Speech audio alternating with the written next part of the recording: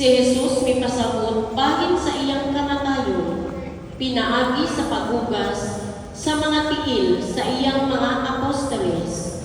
Sa diyang misanta si Pedro, si Jesus miingon kaniya, "Unsa ang akong gibuhat, dili ka pa makasabot karon, apan makasabot ka ra sa kadugayan."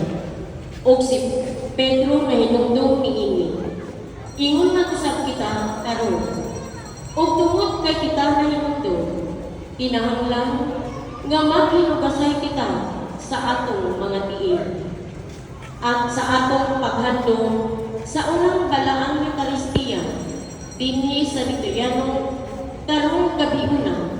Handumon nato usab ang paghatag ni Kristo ngadto sa simbahan sa sakramento sa pagkapari. Diha sa simbahan, latas sa mga katuigan, ang atong mga kaparian nagpadayon sa misyon sa mga apostoles sa pagbuhat niini alang sa akong handumanan. Manindog kita alang sa pagsugod sa atong santos nga misa.